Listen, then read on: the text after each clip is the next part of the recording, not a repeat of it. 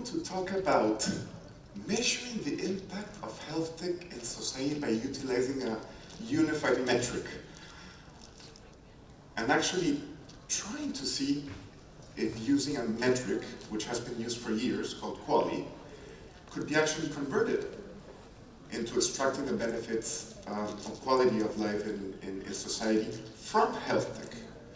And the question is this actually possible? Is this actually necessary? Why do all the work? Would it actually be accepted or not? What's the point of asking ourselves this question? And that's the question we ask ourselves, actually. Knowing that the world today is going through an insane health crisis. Changing demographics are having effects on chronic disease all over the world. 80% of health spending normally is on chronic diseases, especially in developed countries.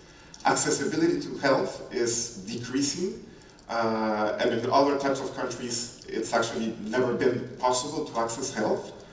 And then we actually don't have the resources to cope with these needs.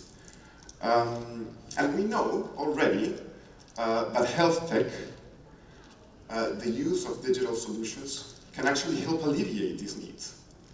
But why isn't it alleviating them yet at a big scale? And the answer is the adoption. We're not there yet. And one of the causes of this issue is actually quite social. Lack of knowledge, lack of understanding. There's, of course, also regulatory issues. But there's a lack of understanding and a lack of way of being able to measure the outcomes of health tech in society. So what you can't measure, you don't understand. What you can't understand, you can't value. What you can't value, you actually won't be able, or not only won't be able, but won't be willing to pay for and integrate into your systems. So it's kind of like a non-ending game. And today, we're actually gonna talk about QALY, about opening the discussion for potentially using a metric like QALY. As I told you, it's been used for years in different healthcare systems and different settings, not only in health, to see if we could find a point in which we could value the incorporation of health tech solutions in society. As food for thought, we've done an experiment at HealthTech Nordic where we tested some health tech companies and got their clinical studies and tested their outcomes to see if they could actually be transferred into QALY and what impact would it make, just to put it into the discussion. And more importantly, actually, it's to hear from you. Is this actually crazy? Are we totally out of our way? Are we actually finding an interesting path to be able to measure the impact of health tech in society or not? What are the questions? What are the obstacles? And this has been done before. Shouting out to the world the aggregated impact of health tech in society, or what can it make, actually was done by Al Gore, but in a different way. Counting the emissions and the CO2 in the atmosphere. Something simple that everybody understood and that everybody saw what the impact would be in Earth. All the way from the person walking down the street to the rocket scientist. So we took a little bit of that as an inspiration. So my name is Aldo Vermiglio. I have been introduced, so I'm not going to spend more time on that. And I'm an innovation manager at Innovations Skåne and working in HealthTech Nordic. And as mentioned, HealthTech Nordic is one of the biggest communities of health tech companies in the world, containing more than 200 health tech startups, most of them in the market, touching millions of lives in all continents but Antarctica, at least of what we know. And with no doubt, these solutions, these health tech solutions, have touched the lives of millions of people, and it has been proved through clinical studies. Already, these are examples of results from health tech startups. 50% less need of hospitalization, 58% fewer hospital days in patients with heart failure. And we could go on and on and on and on and on and on. Increased sleep, reduced pain, early diagnosis of Alzheimer's, or you name it, reduced in blood sugar, in prevention of secondary prevention of diabetes, solutions for addicts. It is really insane the level of impact these solutions have, and the quantity and the different approaches these solutions give to society. And it'll never end. And what do you see here? It's basically a jungle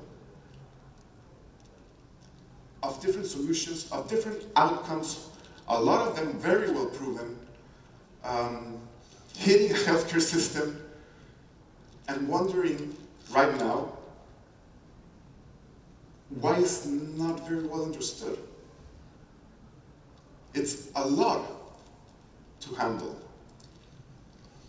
And no wonder why things like this could be happening in the system. I don't know if you get the picture, but it's a couple of people putting some gas to a Tesla.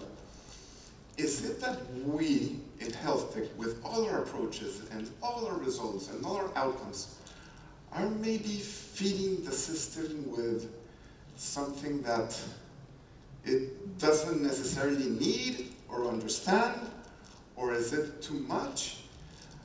Because we feed the system with information and outcomes, and the car just doesn't necessarily accelerate.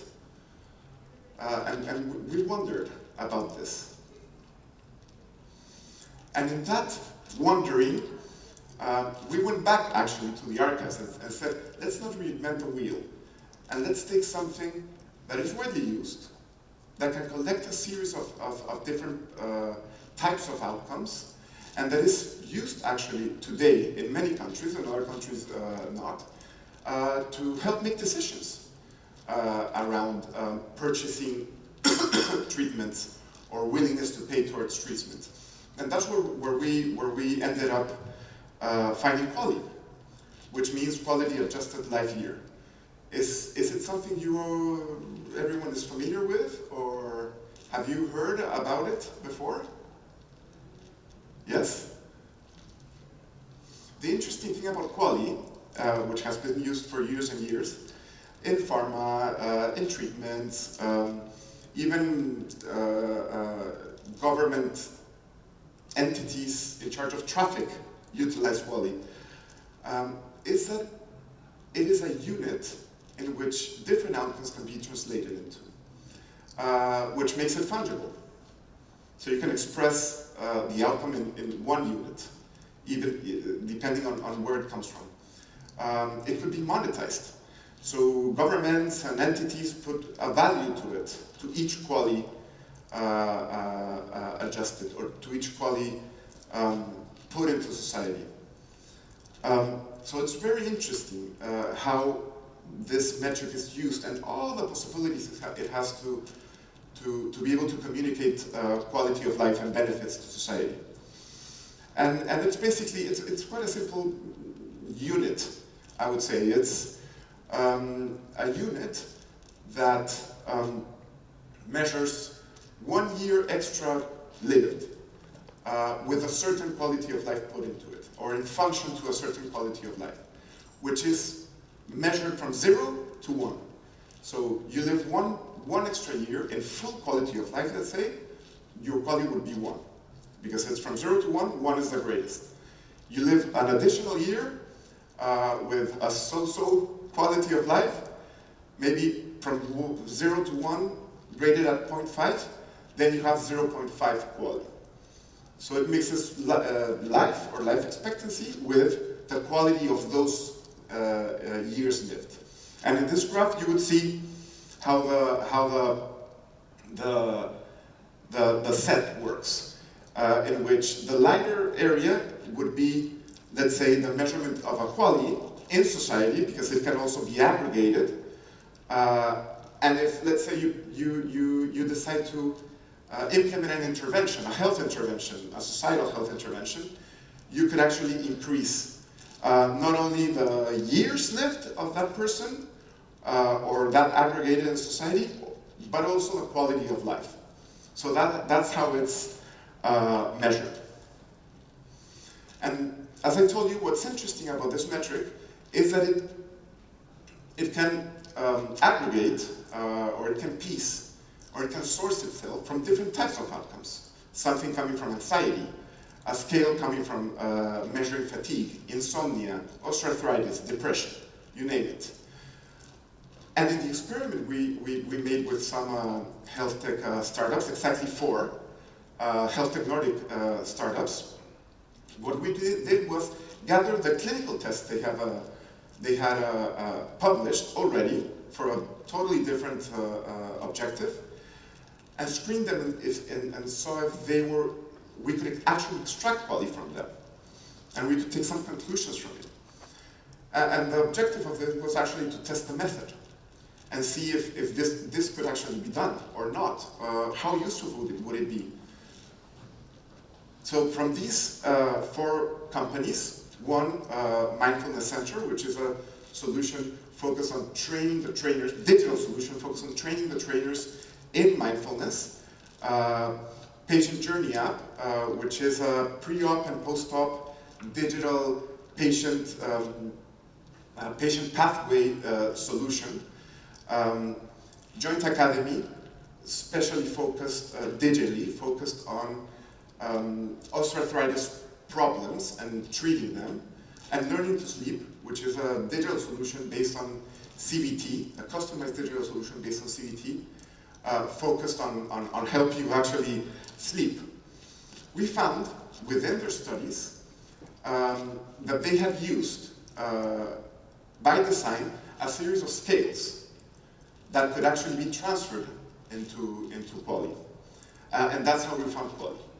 The interesting thing about this, being an experiment, is that the results don't actually give justice to the potential impact these solutions could have, actually could have. Because they weren't designed from the start to find QALY. We actually went into them and saw if we could find some pieces of QALY. So, results were very interesting. If you compare the control, the contribution in QALY from the control to the actual intervention, you would see that, for instance, in Mindfulness Center, in the control group, the contribution in QALY was 1.34 greater, but in the intervention, 4.4. And if you go down, 3.8% with 15%, 8.45% to 13%, and going on and on and on. So very interesting results, and even being very conservative with the way we approach this. So see how interesting it is that we can actually turn all these different outcomes into one type of unit, one measuring unit. Would this help us communicate the benefits of the hundreds of solutions that are out there, and help decision makers have something to help them screen through them, decide, and if we aggregated them, would we be able to communicate to society what are we actually doing now, and how are we impacting through health tech? And actually, this is an arithmetic exercise, what I'm going to show you. But we decided we want to have some fun and project what would the potential impact of this be in society. So we got the Swedish population, and we said, okay, from these, the different, the prevalence of the conditions that these solutions treat, or address. What's the eligible population in Sweden for these solutions? And then we took a national thing is we focused them on the actual population utilized in the studies. So if you utilized women from 20 to 24 with X condition, it was just framed towards that. And then we could actually project in a very theoretical way, don't take these as final numbers, that we could actually get a potential QALY contribution in society. And as I mentioned before, what's interesting about this is that different governments and different health institutions actually price QALY. So a government prices QALY, let's say, on 50,000 euro. That's kind of like the least that I have found, at least, that we have found that a government is paid for, let's say, a new pharma product per QALY. But it can go up to 200, 250,000 euro for a very specific, strange disease. So actually, QALY can be monetized. So what happens if we actually do that? Let's say we add all the QALYs that have been contributed in the Swedish population with these restrictions. And we say, let's say 870 QALYs. And then we're very, very conservative and say, okay, 50,000 euro per QALY. You get to around, what, 40 million euro, 43 million euro. These kinds of calculations, and not exactly this one, please note that this is very theoretical, are the types of information that governments utilize to decide upon what kind of medicine they buy or what kind of intervention they make, depending on the contribution of QALY and what value they assign to that QALY. If we utilize this in health tech, would there be a window or a possibility to be able to value the contributions health tech solutions make in society? And what's more interesting is that, yeah, 50,000 euro per QALY, but if you see the way in which health tech, in many cases, addresses a problem, it can do it at a fraction of the cost of any existing, of a lot of existing processes or interventions.